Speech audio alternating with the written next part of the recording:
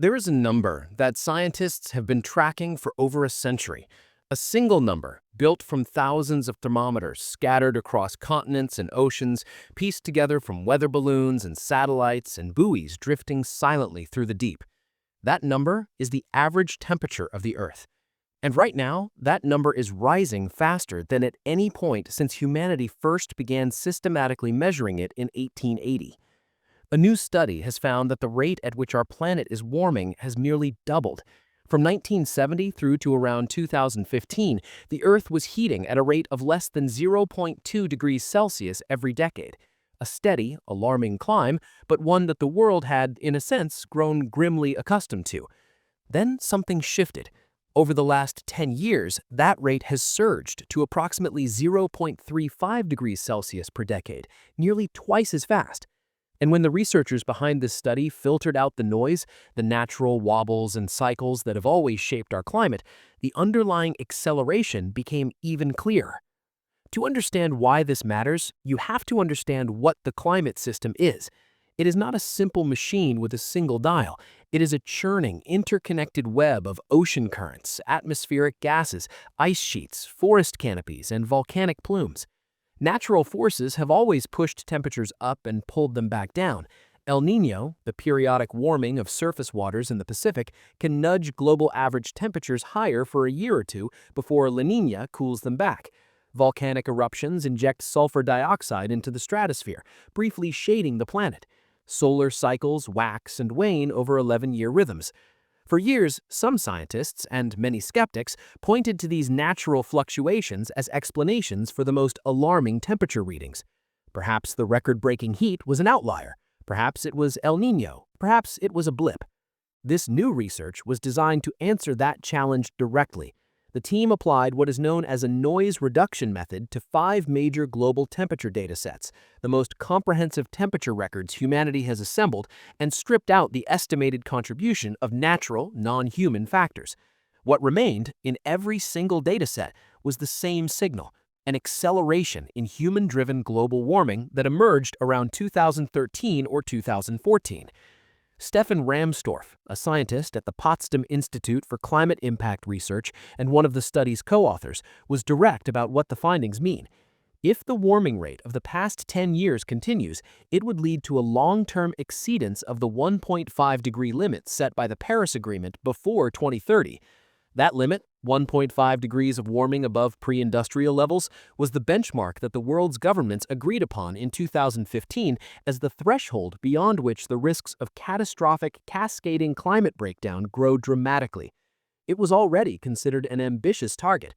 Now it may be out of reach within this decade. The planet has already warmed by approximately 1.4 degrees since pre-industrial times.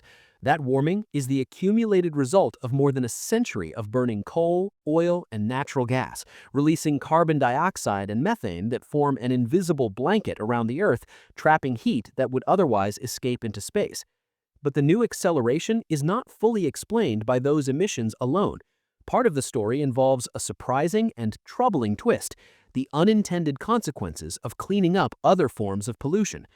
For decades, ships crossing the world's oceans burned heavy fuel oil that released sulfur particles into the atmosphere. Those particles, while harmful to human health, had a secondary effect. They reflected sunlight back into space, providing a slight but measurable cooling influence over vast stretches of the ocean.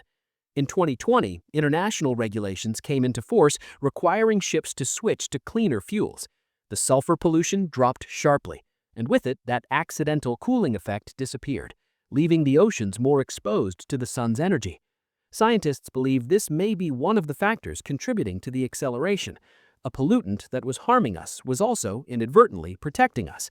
Removing it was the right thing to do for human health, but the climate consequences have been stark. Zeke Hausfather, a climate scientist at Berkeley Earth who was not involved in the new study, confirmed that there is now widespread agreement within the scientific community that a detectable acceleration in warming has occurred in recent years.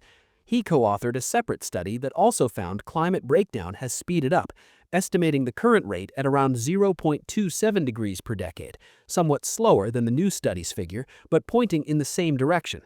The difference between those estimates reflects the genuine difficulty of separating human-caused warming from natural variability. But the direction of the finding is consistent. The world is warming faster. And that should be deeply worrying, as Housefather put it, as the world hurtles towards crossing 1.5 degrees later this decade. What does crossing 1.5 degrees actually mean in practice? Climate scientists have spent years trying to answer that question, and their answers are sobering. At 1.5 degrees, hundreds of millions of people face increased exposure to extreme heat. Coral reefs, the ocean's most biodiverse ecosystems, home to roughly a quarter of all marine species, are expected to decline by 70 to 90%. Sea level rise accelerates, droughts intensify, the risk of extreme rainfall events grows. Food systems that billions of people depend on come under pressure. These are not distant projections. They are consequences already unfolding at the 1.4 degrees of warming that exists today. Beyond 1.5 degrees, scientists grow increasingly worried about what they call tipping points, thresholds in the climate system beyond which change becomes self-reinforcing and potentially irreversible. The collapse of the Greenland ice sheet, the dieback of the Amazon rainforest, the thawing of permafrost releasing vast stores of frozen methane. These are not certainties, but they are possibilities that grow more likely at higher temperatures.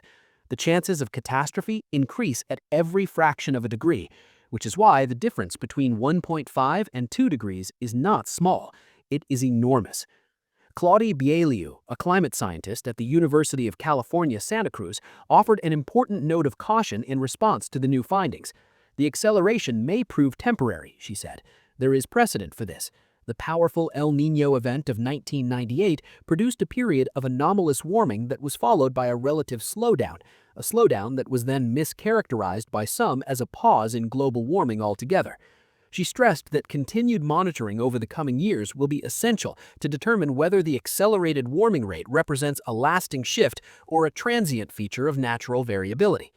That is the honest uncertainty at the heart of climate science.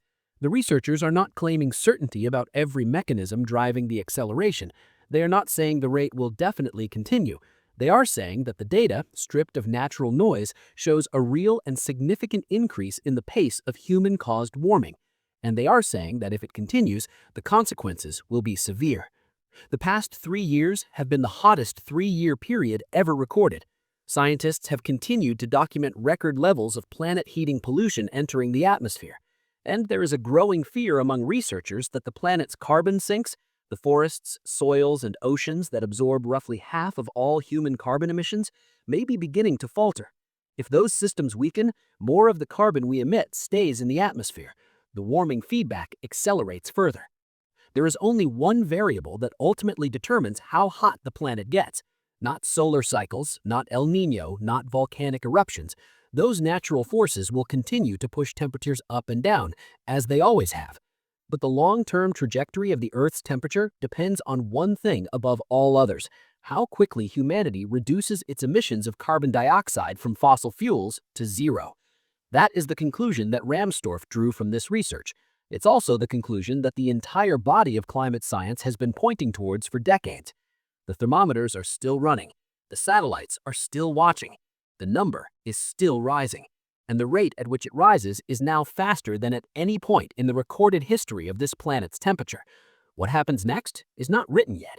It depends on decisions being made right now in governments, boardrooms, power plants, and homes about what kind of energy we burn and how fast we stop burning it.